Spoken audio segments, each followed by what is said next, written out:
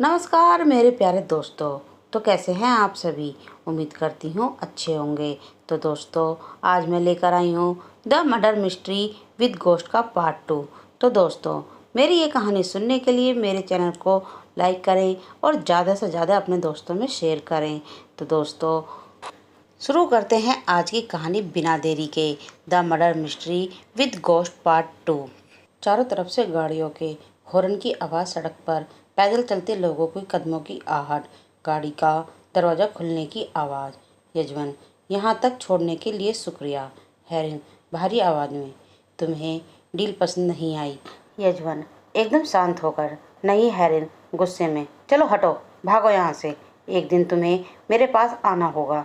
गाड़ी स्टार्ट करने की आवाज़, गाड़ी की स्पीड तेज होने की आवाज़, पैदल चलने की आवाज़। यजमान कहता है, बाप के पैसों की गर्मी देखो, कैसे धमकी देकर गया।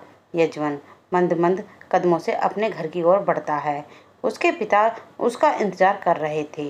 उसके पिता उसके रात के खाने की तैयारी में लगे हुए थे। यजमान ने जैसे ही भीतर प्रवेश किया, तुरंत उसके पिता की आवाज़ कानों में पड़ी, बेटा तुम घर आ गए, कैसा कैसा रहा तुम्हारा पहला दिन।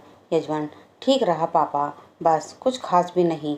यजमान के पिता, क्या बात है, आज तुम कुछ चिंतित दिखाई दे रहे हो। यजमान कहता है, कुछ नहीं पापा, बस ऑफिस का काम इतना ज़्यादा बढ़ गया है, मैं काफ़ी थक जाता हूँ। पापा, आप तो जानते हो विक्रम सेठ के ऑफिस का सारा हिसाब किताब मुझे ही देखना पड़ता है। यजमान के पिता ने अपना हाथ यजमान के सिर की ओर बढ़ाया और उसका सिर पर चलाते हुए कहा, बेटा मैंने तुमसे बार कहा है, काम के बोझ को घर तक लाना सही बात नहीं है। काम का बोझ केवल ऑफिस तक रहना चाहिए। यजमान हंसते हुए बोला, ठीक है पापा। इसके बाद यजमान हाथ मुंह धोने के बाद बाथरूम में चला जाता है और उसके पिताजी वापस किचन में आ जाते हैं। कुछ देर बाद बाथरूम में हाथ मुंह धोकर निकलता है और अपने कमरे में चला जाता है। फिर कुछ देर तक वो अपने ऑफिस के हिसाब किताब में उलझा रहता है। तभी उसके पिताजी उसको खाना खाने के लिए बुलाने लगते हैं। बेटा खाना खा लो। खुद किचन से सामान बाहर के कमरे में लेकर आते हैं। यजमान उनका उत्तर देता है, ठीक है पापा, आप खाना खा लो, मैं कुछ देर में आ जाऊंगा। वह फिर से उन फाइल और ऑफिसों के हिसाब किताब में उलझ जाता है। इधर दूसरी तरफ शहर की नामी खरबपति सेठ विक्रम अपने पुत्र हैरिन से किसी गंभीर मुद्दे पर चर्चा कर रहे थे। तो क्या तुमने पता कर लिया यजमान कैसा आदमी है? क्या उस पर विश्वास किया जा सकता है? हैरिन, हाँ, काफ़ी नेक है डैड वो लड़का।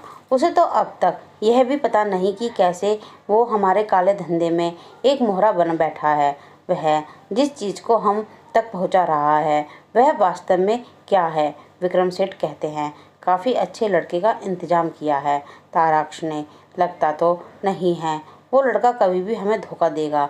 हैरिन अपने पिता से, नहीं वह ऐसा तो बिल्कुल भी नहीं है तारक्ष और यजमान पर मुझे पूरा विश्वास है।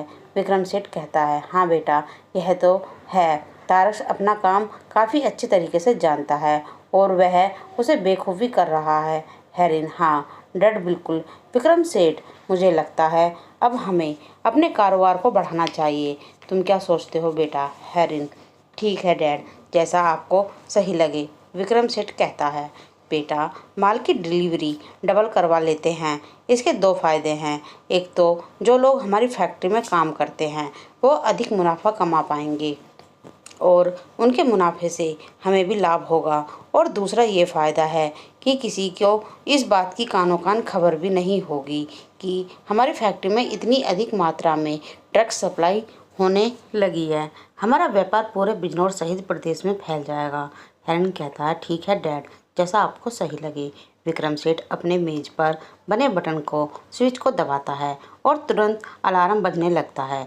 अगले ही पल नौकर कमरे में आता है और विक्रम सेठ इशारों में उनसे मोबाइल फ़ोन लाने को कहता है। नौकर कमरे से बाहर जाता है और हाथ में मोबाइल लेकर तुरंत लौटता है।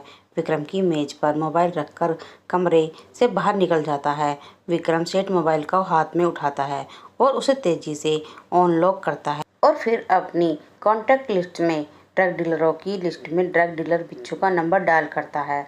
सेठ मोबाइल को कान पर लगाता है। फ़ोन की रिंग की आवाज़, फ़ोन की दूसरी तरफ से आवाज़, हेलो कौन? विक्रम सेठ, मैं तुम्हारा सेठ बिच्छू। कहता है राम राम सेठ।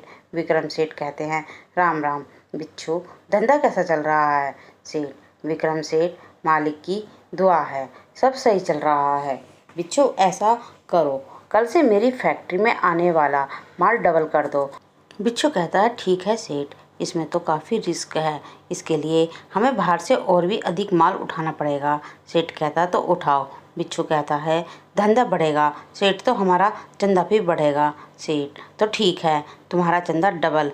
बिच्छू, सेठ माल ज़्यादा चाहिए तो हमें एडवांस पेमेंट चाहिए, तब हम कुछ करेंगे। सेठ फ़ोन का बटन दबाकर, बेटा हैरिन बिच्छू माल की डिलीवरी के लिए एडवांस पेमेंट मांग रहा है। हैरिन, डेट डिलीवरी के लिए एडवांस पेमेंट दे दो।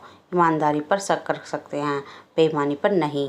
धंधे में जुबान की कीमत है, दे दो उसे, वैसे भी हमारा माल जल्दी बिक जाता है। सेठ फ़ोन कान पर लगाते हुए, ठीक है बिच्छू, मैं तुम्हारे एडवांस पेमेंट देने के लिए तैयार हूँ, बताओ तुम्हें माल को डबल करने के लिए कितना पेमेंट चाहिए?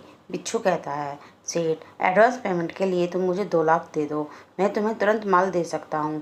सेठ कहता है ठीक है, तुम आज शाम को चाय की टपरी पर मिलो। बिच्छू कहता है सेठ, ज़्यादा माल लाने पर पकड़े जाने का रिस्क भी ज़्यादा है। सेठ कहता है तो क्या हुआ, तुम पैसे भी तो डबल ले रहे हो, वैसे क्या फ़र्क पड़ता है। तुम ऐसा करना, शहर के बाहर से मेरे रुई के ट्रक के माल में भेज देना, बाकी मैं देख लूँगा। जितना तुम रोज़ देते हो उतना तो हाथों हाथ भेज ही देना, बाकी अतिरिक्त माल की रुई के ट्रकों में रखवा देना, मैं सबका इंतजाम कर लूँगा। बिच्छू कहता है ठीक है सेठ, डील ओके। सेठ कहता है आज चाय की टपरी पर आकर अपना पेमेंट कलेक्ट कर लेना। तो ठीक है, चाय की टपरी पर मिलते हैं। ऐसा कहकर सेठ फ़ोन को काट देता है। बेटा हैरिन, तुम अलमारी से 2 लाख निकाल कर गाड़ी में रखवा दो, मैं जाकर माल का एडवांस पेमेंट बिच्छू को दे देता हूँ। हैरिन कहता है ठीक है पापा। ऐसा कहकर हैरिन अलमारी से 2 लाख रुपए निकालकर गाड़ी में रख देता है और विक्रम सेठ वहीं पर बैठा रहता है। तो दोस्तों, आज की मेरी ये कहानी यहीं समाप्त होती है। आगे कहानी में क्या होगा ये जानने के लिए मेरी ये कहानी सुनते रहें, और आपको ये कहानी कैसी लग रही है ये कमेंट में लिखकर ज़रूर बताएं। धन्यवाद।